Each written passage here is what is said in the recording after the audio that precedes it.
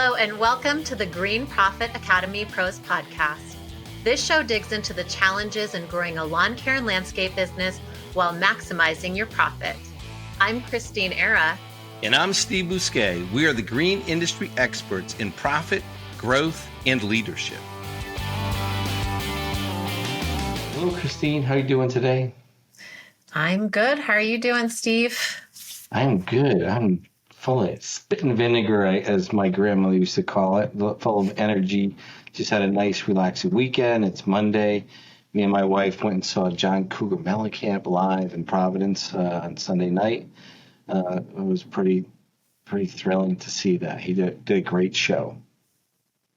Yeah, that's definitely energizing when you go and see live music. It's one thing that I miss, and it's on my agenda this year to do a little bit more of. So I'm excited about that. Yeah, I enjoy live music.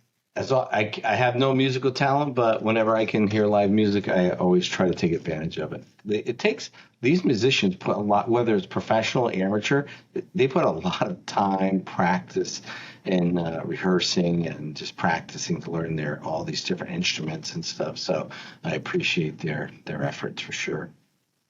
Yeah, I love seeing the live show because you can really see, you can listen to somebody on Apple Music or wherever you listen to, or Amazon. There's so many, platforms out there these days, but you don't really know how talented they are until you see them live. And some of my favorite live performances that I've attended, they're not my favorite band, but going and seeing them in concert, different performers or bands, it really gave me a different perspective on how amazingly talented some of these artists are. Even though they're not my favorite, they're definitely my favorite to see a live performance of.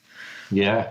And with John was this guy named Mike. They've been bandmates for 50 years. Since John was 21 years old, they've been bandmates. And then also the bass player had been with him on every album he cut. So pretty interesting, long-term relationships in the music industry. That's probably longer than some of their, other relationships like marriage or girlfriends, or considering they're musicians. That's what they said. Yeah, it was funny. They said that same exact thing, and they were giggling and laughing. Yeah. So today we're talking about the second half of the 100 Days of Hell discussion that we had earlier, and it's one of our most popular podcasts so far. And we're talking about how to switch our focus after the 100 Days of Hell. We're going to unpack the what, the when, and how to shake off your busy season blues or exhaustion, and how to look ahead and focus on what you want for the rest of this year, where the corrections need to be made, but also start thinking about next year. When we're in the pain or in the moment is when we need to start thinking and making corrections about, what we don't want to happen again, what we need to do so it's not a rinse and repeat. Coming in 2024, we want to make progress every year. But sometimes when our head pops out of the water and someone's pushing it back underwater, it's hard to breathe during the 100 Days of Hell. Yeah, I think too that, there's a level of burnout that can happen in any industry or any business, but especially when you're really powering through, through these 100 days, you can lose focus. So I love these impromptu, conversations that come up to her, like, let's talk about this today instead.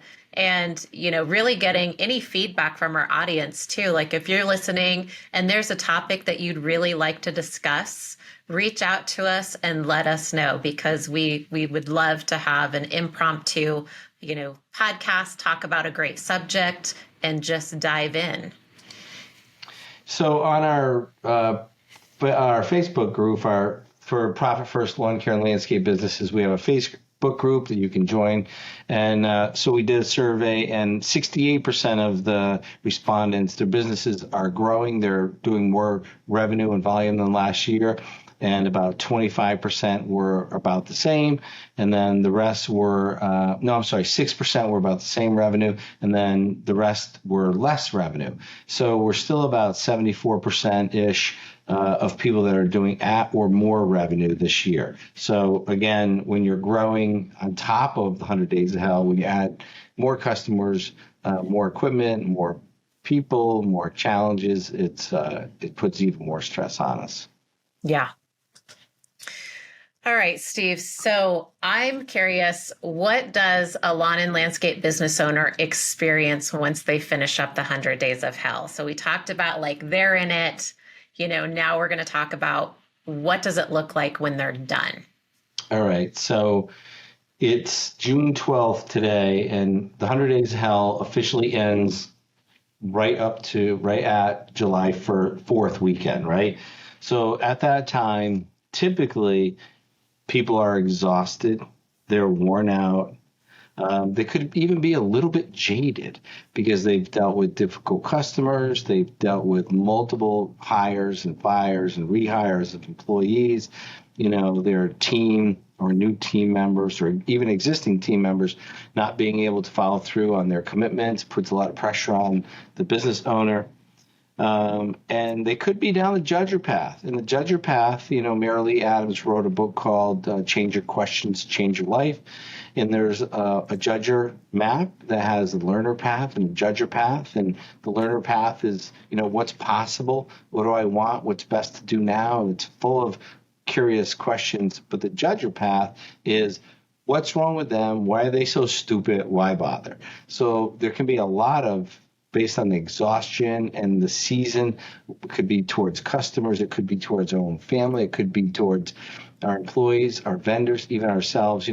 Why am I so stupid? Why didn't I hire the right people? What's wrong with me? Why bother hiring anybody? Or, these customers are so, why do they have to be so difficult? I'm not getting any new customers, or I'm going to make all these rules up for customers so they can't do that just because of one or two bad customers. No, the majority of our customers are wonderful. They pay on time. They're awesome to work with. But, we take that one or two or three, bad customers or bad employees, and then we brush stroke it into everybody. And that's the judger pit, which is hard to get out of. And you when you're in the judger pit in a deep, deep way because you have lots of evidence. You can prove this guy did this, and that. That customer did this, and this. My family member did that, and that. The more evidence that we find and proof that we can share with other people, that's just showing that we are deep in the judger pit. And the challenge is there's no progress that ever gets made in the judger pit. That's why people kind of repeat the same stuff over and over again, because it's that judger pit. You get stuck in that mental mud, and it's hard to move forward. Yeah, and I love the tool from Marilee's book, from the Change Your Questions, Change Your Life. The choice map is the main tool in there, and it beautifully outlines, how to stay on the learner path with that learner mindset, where the questions or statements we start stating to ourselves when we start going down the judger path, and then some questions that can kind of get us from the judger path to, back to learner, right? Because it's really easy to just start slinging mud when we get frustrated and, we're in the thick of it. And sometimes, it's helpful. And I even use this on a day-to-day basis, not just at work with my team, with myself while I'm sitting here working solo when things, tick me off and I want to start flipping tables or complaining or, whatever it is that we do, but also with the family. It's like you leave your work, you come home, something happens, and because life is happening outside of work, right? And one of those things, you walk in the door and you're just like, man, every time, which is a judger statement, right? Like every time it doesn't happen every time, but one in the moment, it feels like every time, and so it really helps me stay on course and stay focused and positive when things do get tough. So I think that, that's a great point to make, is really utilizing this tool and realizing like we are in a bad mood. It's going to happen, right? It's like the pressure is on. We're in the, the pot right now, and you're going to feel it as a business owner when you go through your busy time. Yeah, it's a challenge, and we love the choice map here at American Landscape and Lawn Science. We love it at Green Profit Academy. It's such a powerful tool to help us. Like, if I'm in Judger, which I can recognize, right, when I'm going, why they can't do anything right ever, and I have all these data points that prove it. And but the challenge is now, do I want to stay in that Judger mindset, that Judger pit, and how do I get out? And that's the switching path, right? And the questions are, do I want to stay in Judger? Is Judger going to serve me? Is Judger moving me closer to my goals? Do people want to be around me when I'm in Judger? Do I want to be around myself when I'm in Judger? Is it making my life any better? Is it making my company better? Is it making, what's possible if I stay in Judger? And what's possible if I get to the learner path? What do I really want? And will staying in Judger help me get what I really want? And the answer is almost always no. So the Judger pit can be pretty deep, and then so that's kind of how you're feeling. A lot of people feel at the end. You can feel that way, and they also feel alone because nobody understands other entrepreneurs or business owners. Then most likely the only people that really understand us are each other, other business owners and lawn care and landscape business owners mostly, because we're kind of going through that. And they can also be feeling a little resentment toward their spouse, and their spouse can be feeling a little resentment toward them because our spouse, my wife has to carry the ball when we had kids, to do all these things, doctor's appointments, dentist appointments, school appointments, making sure the kids had their lunches, making sure that my kids were fed and taken care of, because I was working 12 hours a day. So my wife would sometimes have resentment, like, look at that, he just gets in his truck and he's off to work. He comes back at 7:30 and has dinner. And then I was feeling some resentment towards her sometimes because I'm like, I have to deal with these customers and employees working in the field all day in the hot sun, building stone walls or cutting grass or whatever needed to be done. And she's look at that. She gets to cook and clean and take care of the kids. Isn't that so easy? Until I took care of the kids for 2 weeks by myself. And that is not, that totally changed my whole perspective of my wife and what she did and how much work it was. Getting in that truck and going to work was easier for me anyways. Some people are more with the kids stuff, and that's great. That I'm just not that person, which, I wish I was a little more like that. But so there can be resentment on my side, on her side, so there can be resentment from the spouses toward each other because they're both working so hard. They're both getting up every day and doing all the things that need to be done, and it doesn't leave a lot of time for them time or us time or me time, and it just feels like you're grinding. But fortunately, and we are grinding it out, it's not forever. So the resentment should be something that should be talked about, because if it's not talked about and shared, it can be unhealthy for a relationship. Yeah, or how to even, field things so they don't get to resentment. And I know, this is something that my husband and I, we work on, we try to be diligent about it, is he carries a lot of weight when things get busy for me. And then I say, hey, how can I help? What do you need? Because he's managing our circus here and all these monkeys that we have, when we leave work. And even when he goes to work, he helps manage all the monkeys. And so I'm like, hey, how can I help? What do you need me to do? What's coming up? So we make space to have those conversations. And I always try to make sure when he does step in and do things that he feels acknowledged and seen and heard. So if he'll share struggles with me, I try to be empathetic and say like, yeah, that sounds hard. I could see how that could be hard. Or, even acknowledging where he was like, yeah, this was a really tough day because X, Y, and Z happened. And instead of me saying, well, I had to deal with this, I acknowledge him before we move on in the conversation and I share my piece. And I think that's something that we've established that has worked really well is, we're coming together to share our challenges. We're not having a pissing contest to see like who had a tougher day. It's not about a tougher day. It's like we're both doing the hard work. We're just showing up in different arenas. So playing a different game, but it's still a tough game. Yeah. And this resentment can go outside of our spouses. It can go to our family members. It can go to our kids. Why wouldn't you pick your room up? I'm doing all this work to give you this life, and you can't pick up your room.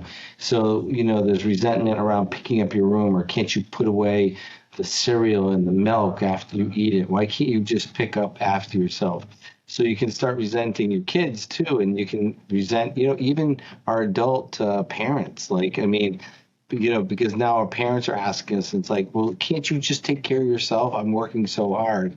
So in our families, that resentment it can be widespread. Yeah. And I think too, and I have felt this way before, is, I'll feel like I have these different dynamics going on. And I'm like, well, in this area, I'm really winning and I feel really strong. But in this area, it's not doing well. And, I feel like it needs attention, but I don't have time to give it attention. So I know, through my entrepreneurial journey in life, I always felt like there was an area doing better than another. And it never felt like everything was winning at once. To where I was like, everything's great, and there's always going to be a dynamic for us as entrepreneurs. And I think just people in life where one of them is going to be kind of the problem child in our life because we're trying to manage them all at once. And there is a point where you reach, and it's not 100% of the time, but to where you can go, wow, 80% of the time, all of this feels good.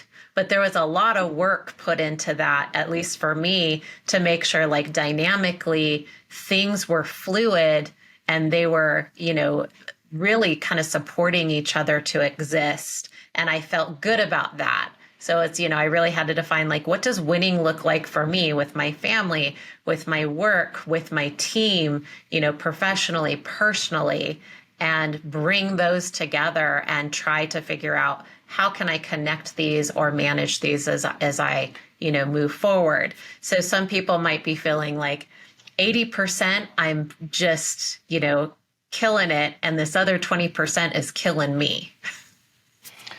Yeah, and it can be overwhelming. And a lot of times, we just stick our heads down. We work longer. We work more. So we don't have to look up and see what's going on and see where we're needed or who needs us or even where we need help and we don't ask for help. A lot of people have a real challenge asking for help, even if it's small, because they don't want to be seen as weak or needy, or they don't like it when everybody else needs help. So they're not going to ask for help. But, asking for help from the right person with the right skill set is key and vital, especially to scaling your business and getting some stuff off your shoulders so you don't have to carry the whole ball of wax. Yeah.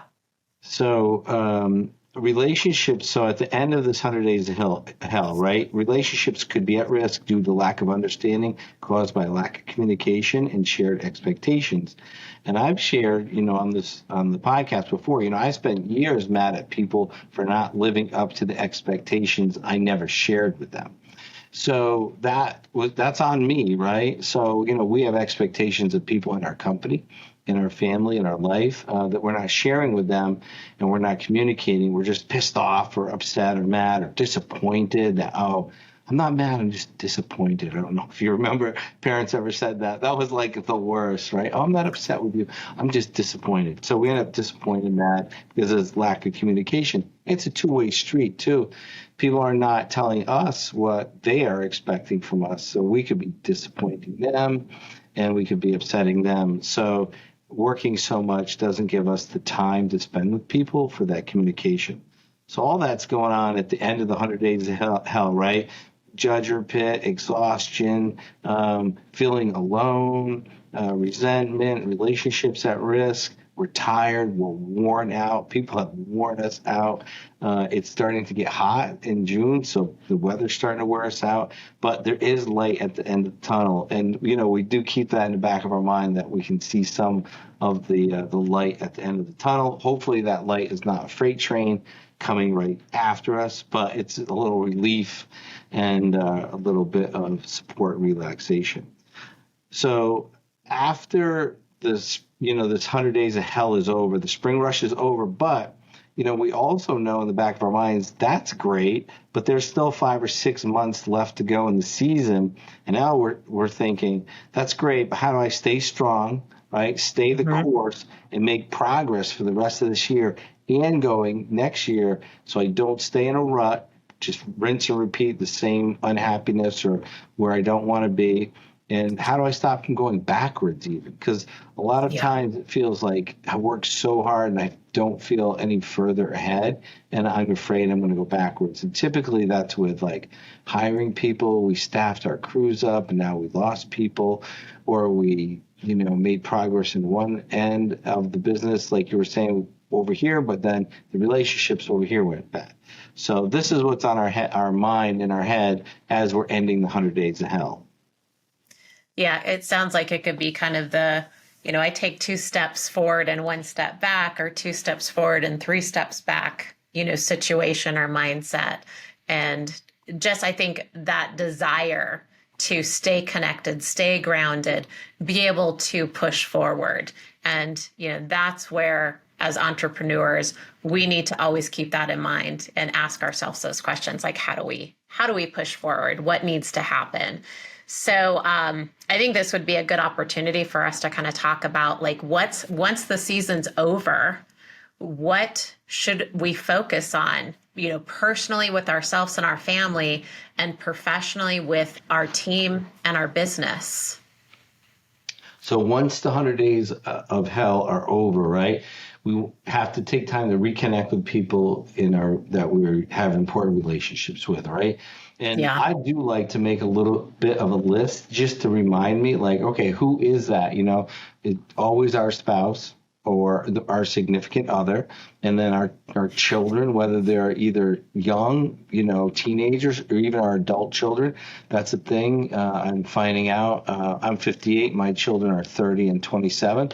It is a challenge for people my age to stay connected to their adult children because their kids are busy too. So, staying connected to our adult children. So making sure we reconnect with our, my dad's still alive and he's around, my brother, even my mother-in-law, who's going to be like 89 this year. Taking time to go have lunch, dinner, some way to connect. Friends of yours, maybe you haven't talked to your buddies at length or done something fun with them, and even yourself, like take time to go do things you like to do. Maybe you want to go, whatever it is, go see a concert, go skydive, drive a race car, whatever you find fun. Maybe it's taking hikes with your family, whatever you enjoy. And also then taking time to connect specifically with your spouse or significant other with dinners, walks, really paying attention to them, and also with your family. How I used to do it with my children was I would do one-on-ones with I have a son and a daughter, and they liked different things. So I would let them kind of choose the day, and not for a whole day on every Sunday, but after the 100 days of hell were over, for a couple of Sundays, I would take my daughter for half a day, just her and I, my son half a day, just him and I, to kind of reconnect and spend time to do that. Also, to plan a reset vacation for yourself. It could be over the long 4th of July holiday, or it could be in July or August. But part of like taking care of the business is taking care of ourselves, and part of taking care of ourselves is taking time to recoup, regenerate, regain our energy and focus. So making sure that you have, at least a week off in between July and August, those 8 weeks, take some time off to be with your family. Yeah, and I think this is something to make, into an annual thing that you can do and plan is, and I've done this, and I haven't done this my whole entrepreneurial journey, but it was something that I started doing in the last 5 years was it first started off with an annual vacation with the family. And it was just something simple, simple, like we went to a cabin. And, this year we're going to have the whole family. So all, the kids together at one time. So we're like, well, maybe we'll do something a little more special this year. And, so we're going to go to a beach house instead of a mountain house and, for an entire week. And then what I started this last year was just a time for me and my husband to go away together. So like a couples trip to where, before things get crazy busy, and it's also, in the winter time too, it's kind of like that break from all the snow that we get here in Colorado and the cold. And, we'll go someplace tropical, just him and I, and for a week and just reset and, no kids, no work, no nothing. And now we're making that an annual thing. And it's something that we really look forward to. We find it also gives us conversation to have when things are rough or they're, super busy. It's something that we can focus on and talk about and plan and look forward to. So I think setting up a reset, with your spouse one time a year and then maybe with your family one time a year is really good. For me, it really draws a line in the sand where I know when I get back, this is how things are going to look. And this is what I want to focus on. So I make the decision before I leave that I'm going to use this time to regenerate, let things go, kind of breathe. If I have thoughts, I note those thoughts down. And then when I come back, I have some main things that I find that I just naturally gravitate to that I want to focus on. And then I feel refreshed. Yeah, it's so important. I mean, me and my wife, we went away. It wasn't even a 24-hour like mini vacation. We went to Providence. We checked in the hotel, got a nice drink with some appetizers. And then we went and had a nice dinner, with the appetizers and another cocktail and then beautiful dinner and then dessert and with a nice cappuccino, and then went to the concert and stayed in overnight. It was less than 24 hours, but it felt like a vacation. Went out to breakfast the next morning, and it really helped her and I to kind of reconnect in a very short period of time because we did so much in that short period of time. When my children were older in their teenage years, I would let them pick a 2-day vacation, and them and I would go on it, because when mom and when all four of us were together, the dynamics were completely different, and they all like to do different things. So, my son likes more like war stuff and technical stuff, and my daughter's more artsy and more cultural and heritage stuff. So they wanted to see completely different things. So I let each kid during high school and even into college a little bit pick a vacation that I would just take them on. And they still talk about those, 2-day vacations. It wasn't a long time, but it doesn't take as much as I thought to have reconnecting time with people. It doesn't take a week all the time. A week is great, but sometimes a day and 2 days is enough reconnecting time. Yeah. So what else do we have? Now the 100 Days of Hell is over. And this was like, I was running through my mind thinking like, my wife would be like, okay, now it's time to take care of yourself. You have to do things like get a haircut. So my hair, when I had hair, I mean, now I'm like no hair, right? But back in the day, I had this big wavy hair until my, 30s. I get a haircut, make sure that I get my haircut and look presentable again, get ready for summer. Any type of go to the dentist. If you didn't, it's about July, that's your teeth cleaning time.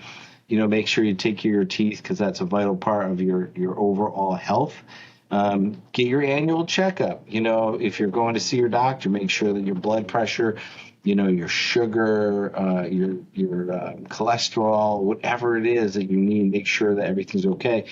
Because, doing it for yourself is one thing, but you're doing it for your family and your company too. So go do, I go do my annual checkup, take care of all that personal stuff in July and August before the second season or second spring, as I like to call it, happens in September. So now's the time to do that. Maybe get into exercising or eating healthy again. You're on the run, you're eating takeout or, I always brought my lunch, but if you want to get back to eating healthy again, or maybe some exercise that you were doing before that you just couldn't do it because you're working 12 hours a day. Now's the time to do it until you can't again.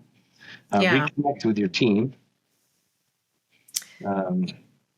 Yeah. So, just on the getting back into that healthy, like even if you're not doing healthy things or it wasn't something, that you would gravitate towards, but it might be that time to where you're getting older and you're going, hey, I want to create some new habits. So maybe including some of those healthy habits, whether it's, just starting out like going for a hike once a weekend, or going to the gym, it's just that first step, like start off slow and then work your way to it. But it's never too late to start that healthy eating routine, or even, an exercise plan, or even try it out and maybe it's not going to work out the best this year, but, at least you tried, right, during your season.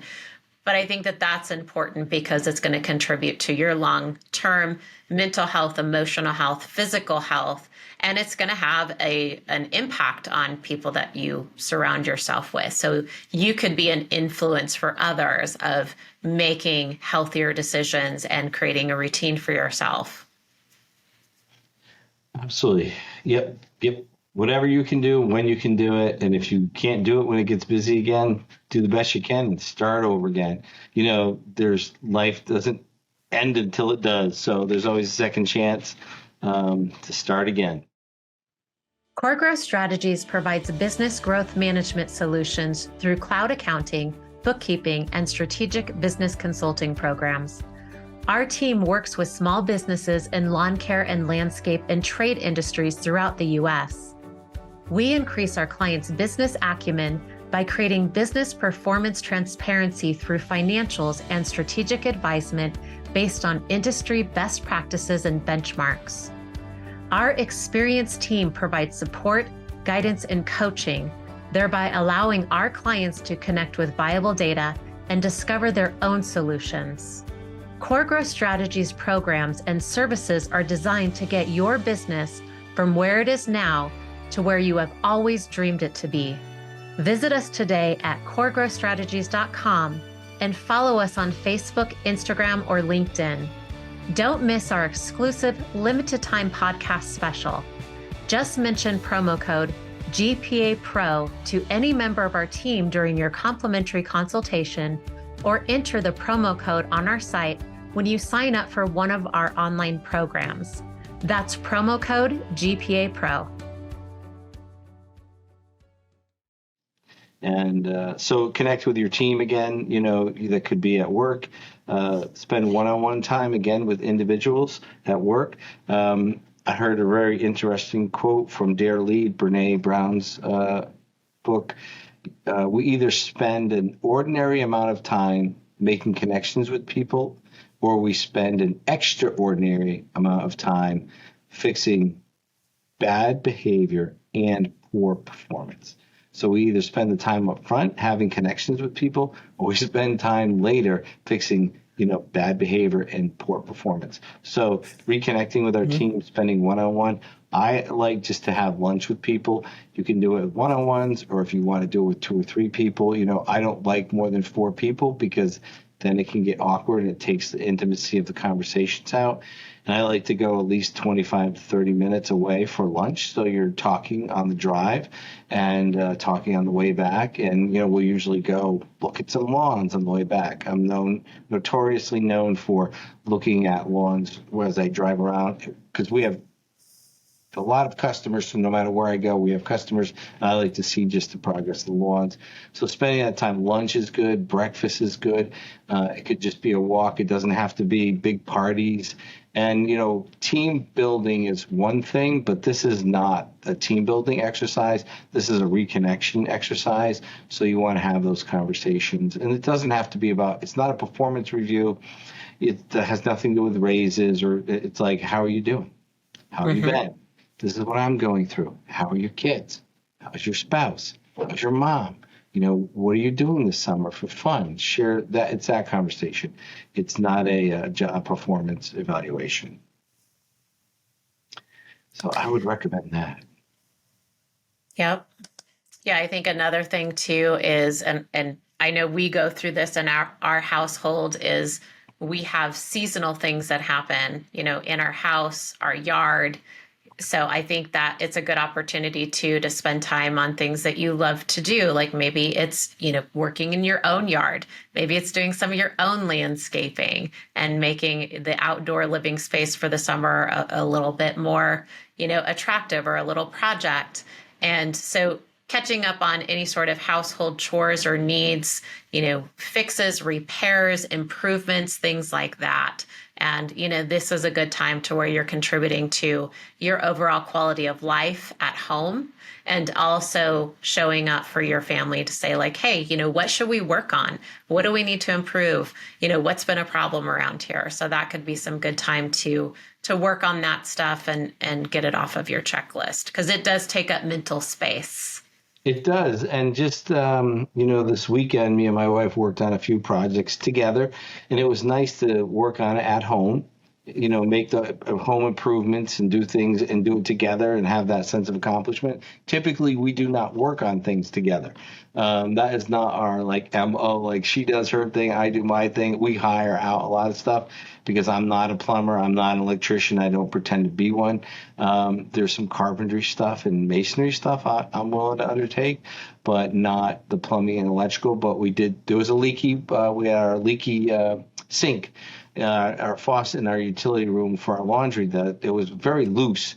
So I climbed underneath there, and there was a gasket that was just at 15 years old. It had just crumbled apart. So just finding out what was wrong, and she's going to call the plumber, and he'll replace that. And we moved some stuff around. But, the household chores can pile up, and then, it's July, and there's a list of things that need to be taken care of. So that's another thing. And if you do those together as a family, what you can do, if you can do it, you want to make that list and check it off. I'm not a list person, but it definitely helps making lists for other people and myself, so we're all on the same page of what's the most important. Yeah. The next thing, this is a little like heavy lifting really in July and August, is the business housekeeping, right? So we need to go over our financials. So what are the financials that we need to go over? Our profit and loss, right? How much money we took in, how much money we spent, where do we stand at the end of June on our P&L, and then also our balance sheet. And, taking a look at your balance sheet and making sure all that should be on the balance sheet should be there.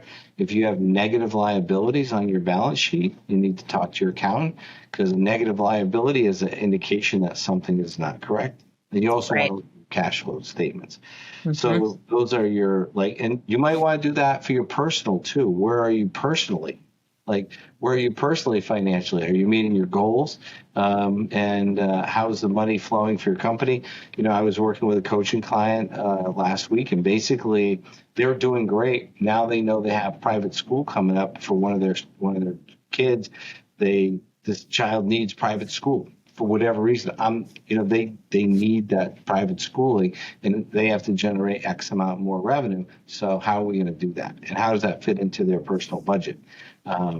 So that's the time of the year, right at the end of June, going into July, to evaluate that. Yeah, and I think it's a good time once we step out of a busy season. And I recommend that our clients meet with an accountant, or their CPA, their financial advisor, 4 times a year.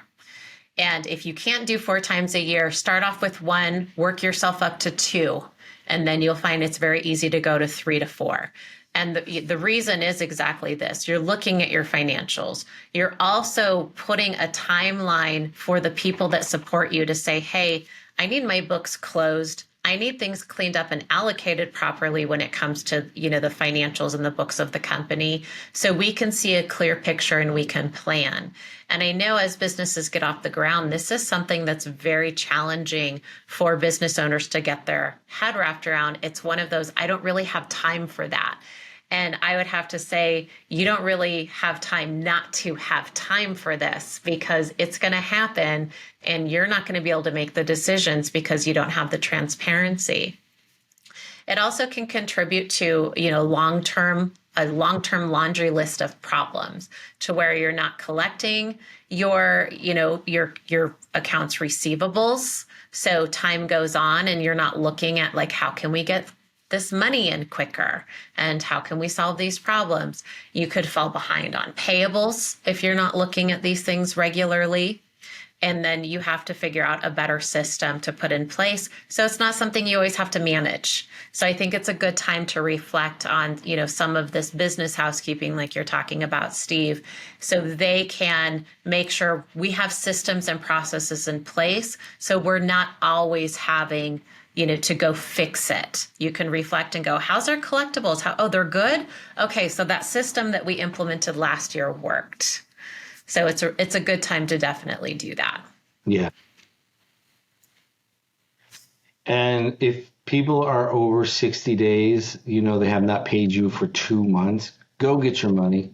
I know it's uncomfortable sometimes, and I know people give you different solutions to different answers and things like this, but go get your money. Just call people up, drive to their homes. I work in small communities, and I work in these small communities. I know people. You can go to their house and say, or call them up first, or email, hey, I'm going to drop by Thursday, after 5, between 5 and 7 to pick up some money or the check or credit card or whatever. But, I'm coming by, and, very few people will stop me, or they'll just say, let me give you the credit card now, but go get your money. Don't let people hold your money for 2 or 3 months.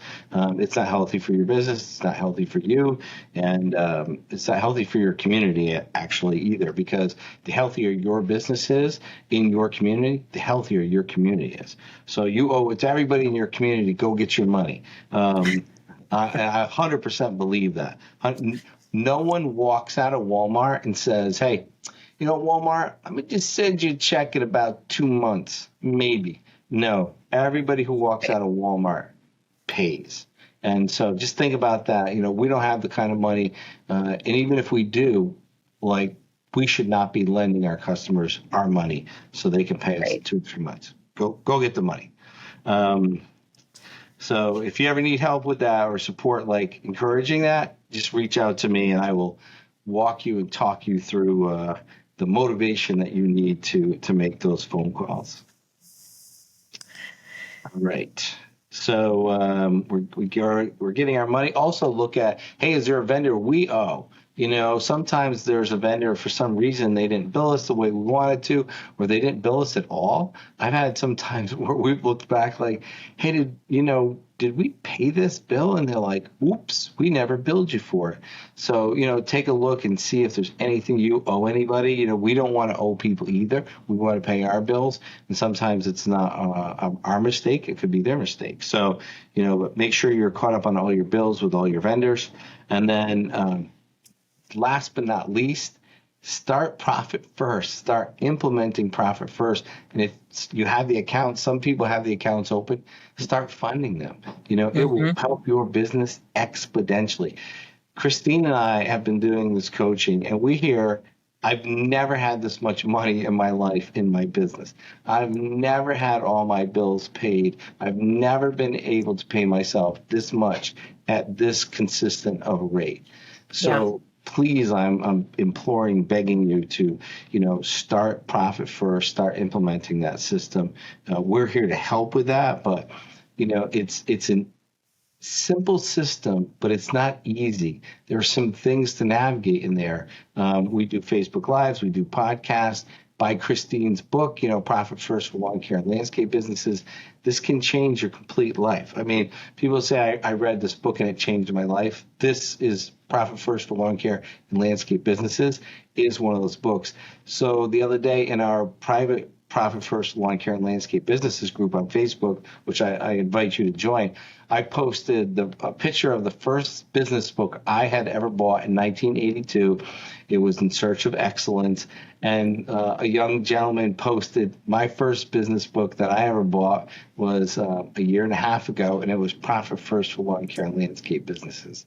So I was like, hey, he's starting off on the right step. And it's really influenced his business, making the right decisions. And he's taking a really nice, strategic, slow, but the proper way to grow and fund his business. Yeah, and profit first, it's a long game, right? And we've been working with clients for a while. To some of them, they just have a problem getting it off the ground. Like it could be the timing, it could be the understanding, it could be that the owner's trying to be the champion of it and they're not the right person and they need somebody to help them with it. And all of that's okay. So if you've been trying to implement profit first and you're not there yet, or you've had some things that derailed you, stay on course, pick it back up again, and figure out what you need to get it in place, because it's beyond just a cash management system, that you can implement in your business. It will give you the transparency you need to make some really big strategic moves.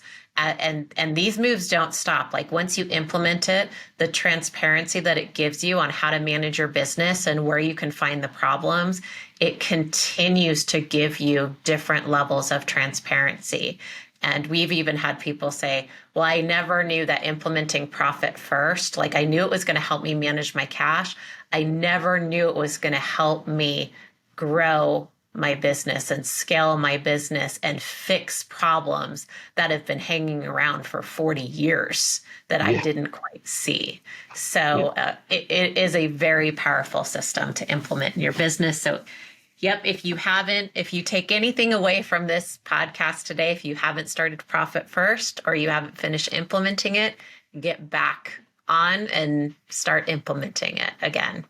And I call Profit First my freedom system because it gives me so much freedom in my business. So instead of chasing the cash or trying to figure out all this financial stuff, I can build my team, build my client base, grow my business instead of being worried about paying, how to pay Peter, Rob, Paul, all this like stuff. It just cleans all that up. And I always know, as my business grows, all the percentages line up perfectly. I don't have to be some financial wizard because the percentages and the ratios of percentages fall right into line. So that's my freedom business is what I call, my freedom system is what I call Profit First. So I totally recommend it. And it just makes your whole business more scalable, which is kind of what we're trying to figure out, right? Yeah. All right. Next is so start Profit First, and then how to after the 100 days of hell. We did all our chores around the house. We got our P&L and our balance sheet figured out and our cash flow, and we've started Profit First. We spend time with our family. We spend time with our spouses, and we did everything that we just talked about earlier. Now what's next? How to refocus and get back on point for the rest of the year and starting for next year. Mm-hmm. Yeah. So, and this is every business, right? Every business really should do this. And it's one of those things that becomes a habit, right? Where you need to look at this regularly. So review your annual goals. You want to identify your gaps in your annual goals with 90-day goals. And when you do a strategic business plan or you set up goals, like maybe you're just in the baby phases, the baby step phases of a strategic plan, and you're like, well, I only have goals right now. We don't have like everything pulled together. That's fine. You're going to get there. If you keep focusing on this, you're going to get there. But you need to dig in and look at what are your annual goals, and then what are the little goals that are going to make those big goals happen. So, and realize some of them might need to change, right? Is it worth dying on that hill and sacrificing other areas of the business or the things that are changing in your business, trying to make that goal happen? Maybe it's not the right time for that goal to happen. So really stepping back and reevaluating, what are your monthly goals? What are your 90-day goals? And how are they going to support your annual goals? And this is in all the areas of the business.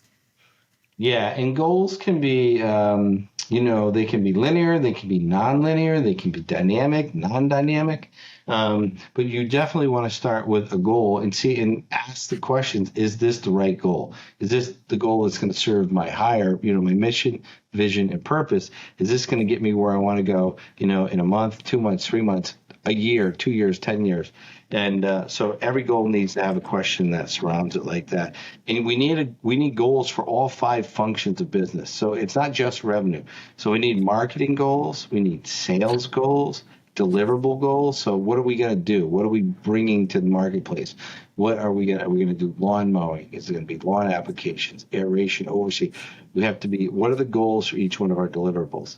And also financial goals. What are those top, what are the sales? What's our profit? Are we going to implement profit first? Yes, right? There's what's our gross profit margin on this deliverable versus that deliverable.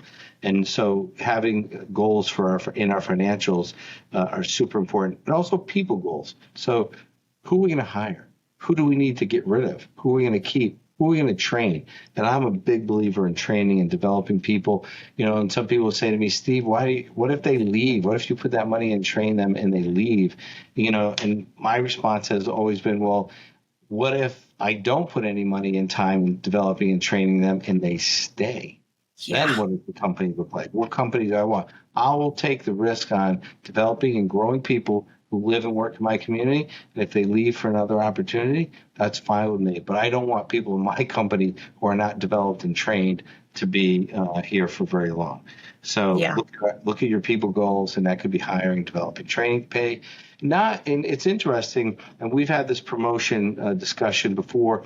Promotion doesn't always mean up and out of the job that they're in. So if they are the best lawn applicator like you've ever had, what else can they do without leaving in your company, without leaving the lawn application? Can they train other people? Maybe they're not good at that. So what personal development can you offer that person? So we don't want to take our very best lawn applicator and make him a route manager, and he hates dealing with people because he loves working at a truck by himself all day, him and his machine, doing the lawns, doing a great job. And we don't want to move that person out of that winning spot just because the only way they can make more money is to become a manager. We have very high paid lawn techs in my company because I don't need more managers. I need really effective and efficient lawn applicators. Yeah. Yeah. Every person's success path is going to be different. And the more you communicate with your people and the more you invest in them and time, then you're going to have a better understanding of what does that success path look like for each individual in my business, and you can have a basic structure. And this is something that we do at Core. We have a basic structure, but then we're mindful to look at our team members and see, what are their strengths? What are the things that they love to do? What does this look like? Maybe it's moving to a different area, doing some other things in the company.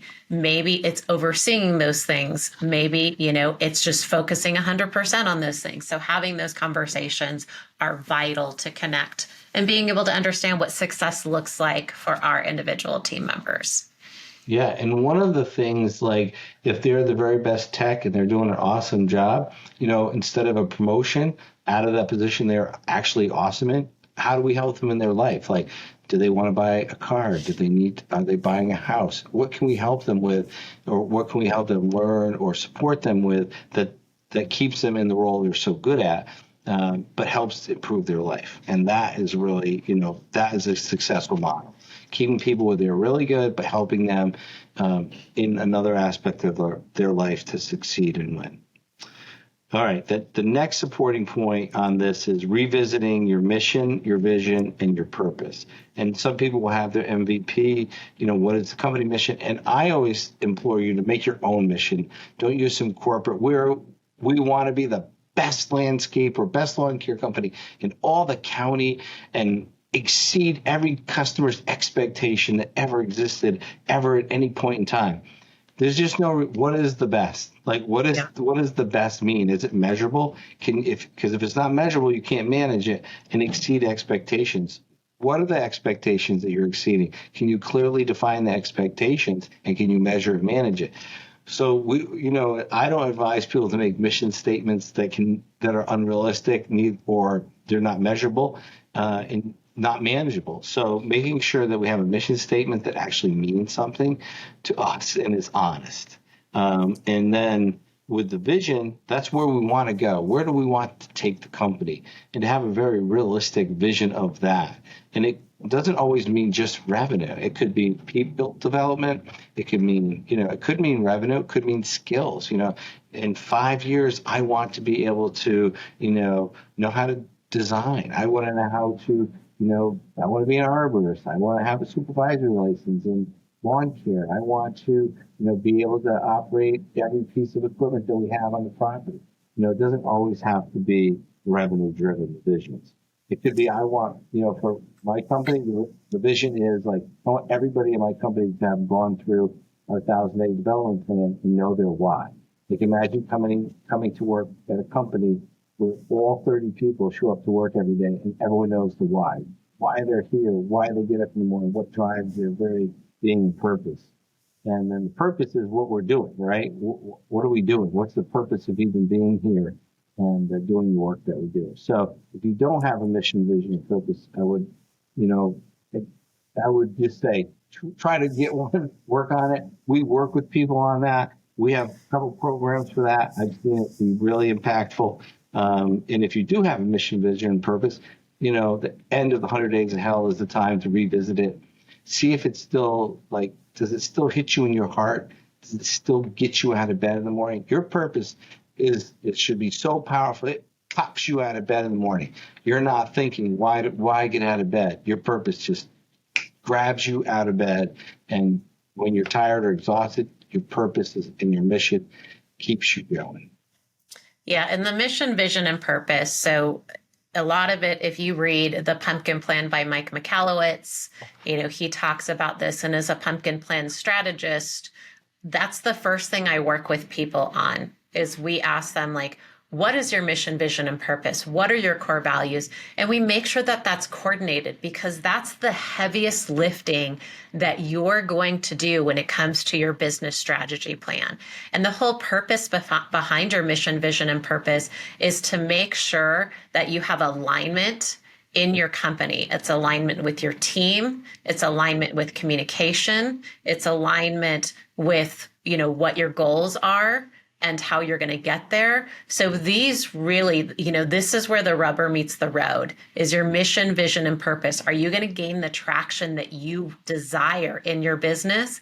And I guarantee if you have that mission, vision, and purpose fleshed out and created, and they're coordinated, you will gain so much more traction when you hit that road running, that your team is going to be on board. They're going to be helping you out, and you have to communicate it. That's the other key thing. You can put all this work into creating it, but if you don't share it with your leadership team and you don't share it in your hiring process and you're not talking about it with your field crew and your managers and your office team, then it's as good as not having one. So make sure once you create it that you communicate it. You guys talk about it. It's going to be the new language for years to come, and it will just be something that becomes natural to the communication. It's that you're making it the tribal language of the company.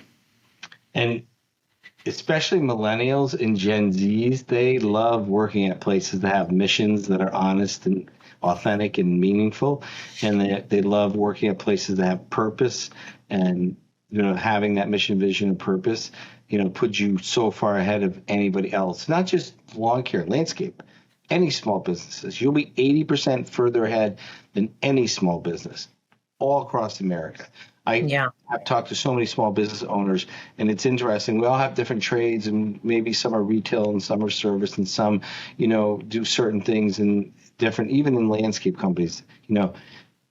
If you have a mission, vision, purpose, you're ahead of 80% of all small businesses. So if you have a chance to work on that, if not, reach out to us, and we can help you with that. It'll make all the difference for decades.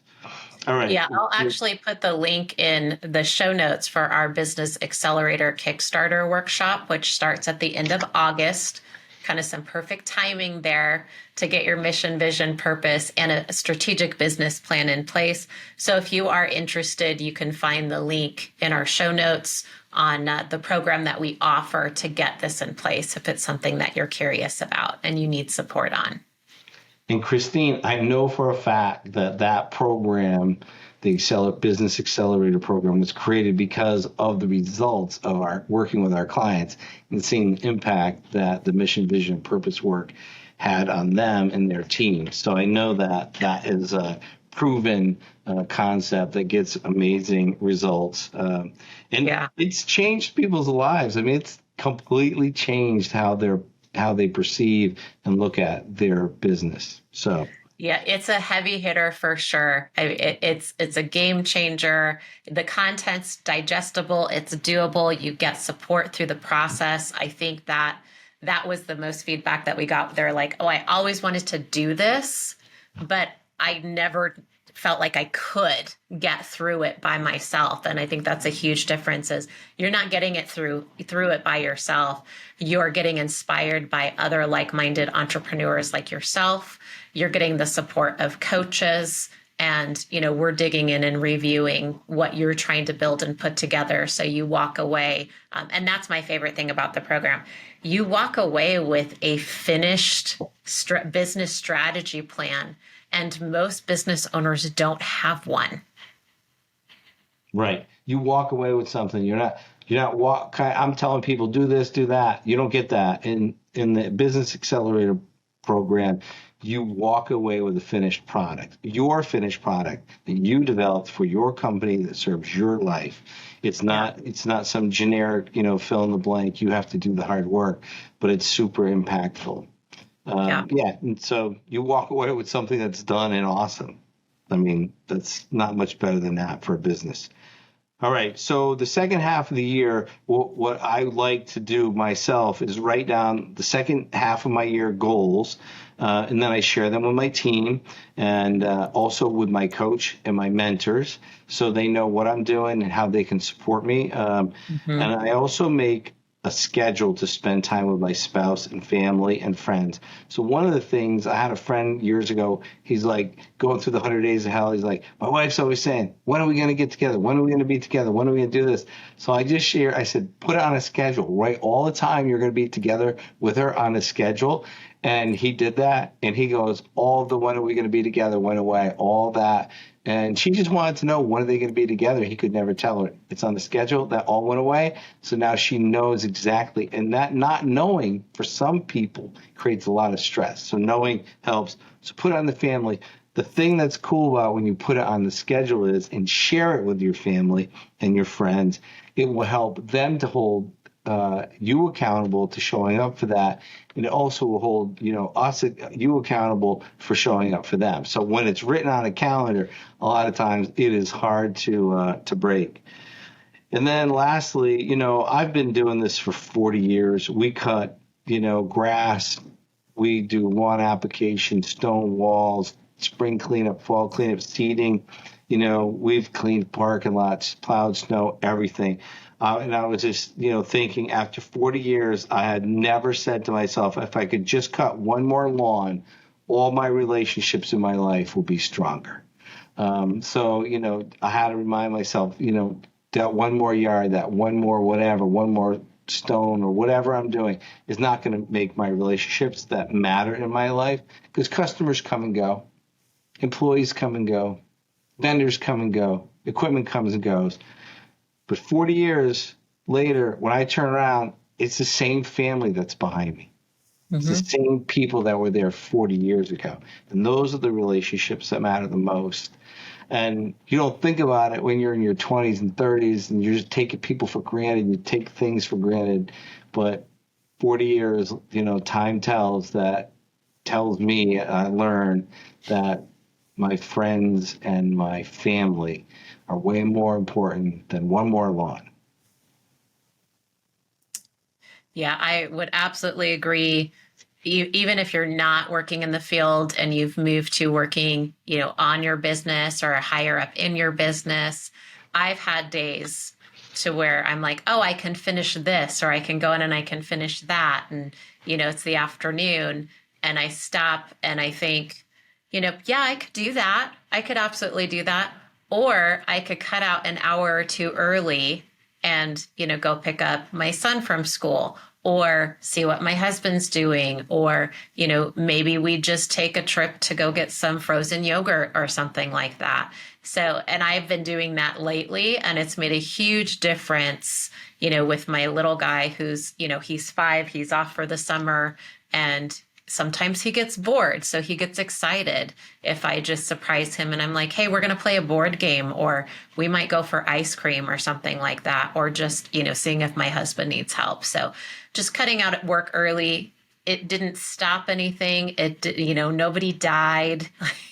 I wasn't behind schedule. I was able to come back in and pick up whatever it was that I didn't do that afternoon the next day, just far more refreshed. Yes, everyone is more refreshed. Yep. Awesome. Well, this was a good podcast. I really liked the topic. I think we shared some pretty good things, and I hope you guys enjoyed listening to it. I enjoyed putting some of the content together. Christeen kind of dialed the content in a little tighter and added some additional questions that were really helpful. And so I want to thank everyone for listening, and we'll see you on the next podcast. Thanks for listening to the Green Profit Academy Pros Podcast, the show that digs into the challenges of growing a lawn care and landscape business while maximizing your profit.